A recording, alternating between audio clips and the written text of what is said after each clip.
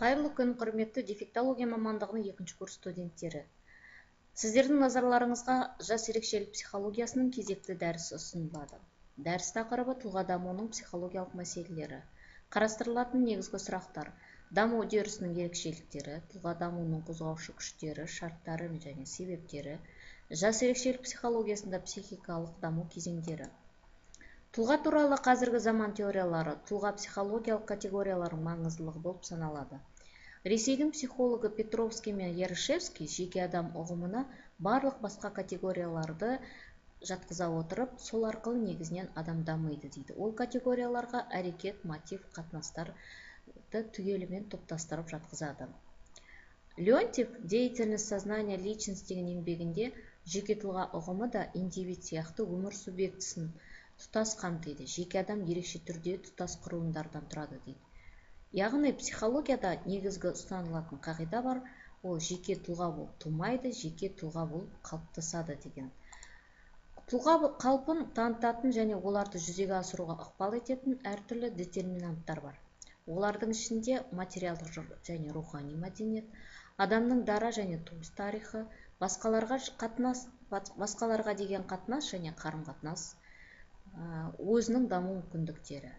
Яғни осы ұғымдардың негізінде адам толығымен қалыптасады, жетіледі, дамиды. Индивидтік табиғи қасиеттер адам психикасында, ағзасында және тұлғалық келбетінде көрініс табады.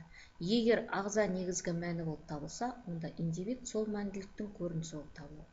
Тұлғаның даму психологиясында дағдарыс түсінігі мектепке дейінгі балалық шақта организмнің қарқынды жетілуі жалғаса түседі. Мектепке дейінгі жас бала дамуының жаңа әлеуметтік ситуациясының пайда болуымен сипатталады. Мектеп жасына дейінгі баланың айналадағы адамдар арасында алатын орнының ерте сәбилік шақтағы балаға қарағанда елеулі айырмашылығы болады. Баланың үлкендермен байланысы жаңа формаға ие болады. Мектепке дейінгі шақтың ерекшелігі болып баланың құрдастарымен жасайтын арнайы өзара қарым-қатынасының пайда болуы болып табылады.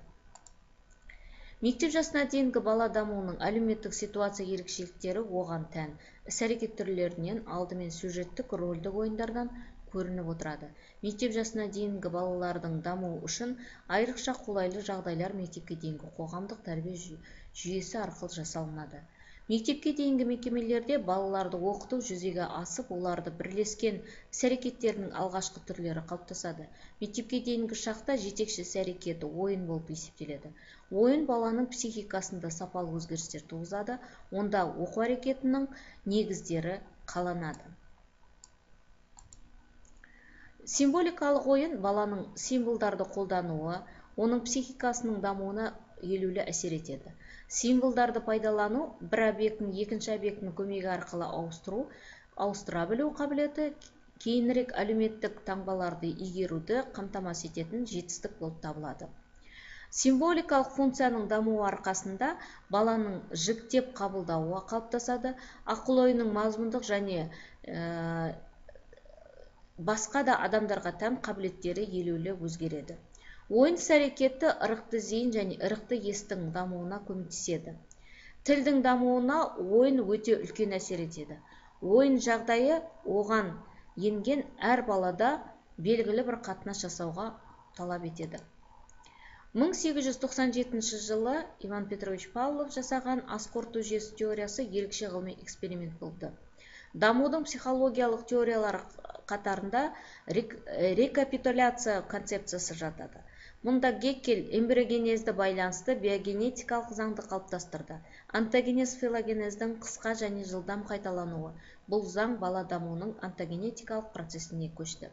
Американдық психолог Холл бала өз дамуында адамдардың болмысына тән дамуды қысқа қайталап шығады деп есептейді.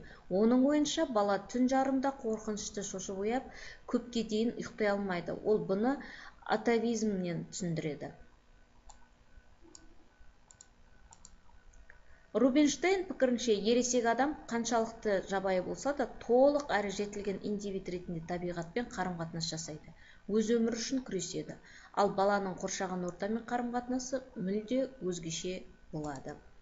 Элькониннің айтпақшы, бұл дұрыс емес концепция, алайда бұл нағыз теоретикалық концепция деген. Бұл ол нені айтпақшы? Яғни айтқанда, теориялық концепцияларда Холлдың көрсетуіндегі тарихи даму мен жекелеген дамудың арасында әлі күнге дейінгі қаралмаған байланыстарды тұжырымдайды. Яғни айтқан кезде Эльконин рекапитуляциялық теорияны сахнасында көпке дейін қала алмайды деген болатын. Дәл Эльконин тұжырымдағандай-ақ, бұл теорияның да өзіндік кемшіліктері анықтала бастады.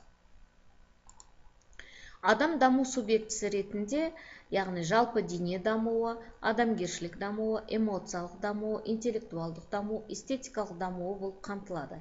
Яғни айтқан кезде, жалпы даму кезінде баланың жетілуі, өзінің нормаға сәйкес дамуы, және сол сияқты қоршаған ортада адамгершілік қасиеттерді игере отырып тәлім-тәрбие алуы, жалпы қоршаған ортамен эмоциялық қарым-қатынас, туысқандарымен, жан-жағымен, эстетикалық қарым-қатынас, интеллектуалдық, осы барлығы негізгі дамудың негізгі субъектісі болып табылады. Шығармашыл тұлғаның қасиеттері ойлау тереңдігі, әдептілігі, сезімталдылығы, өзіндік үйлесімділігін ала отырып, сонымен бірге әдептіліктен, қызығушылықтен сыншылдығы, ал сезімталдық үйлесімділігінен меңгеру қабілеттілігімен пікірлердің еркіндігі туындайды. Сіздердің назарларыңызға ұсынылған шолу дәрісі осымен тәмам бола отырып, сіздердің назарларыңызға бекіту сұрақтары ұсынылады.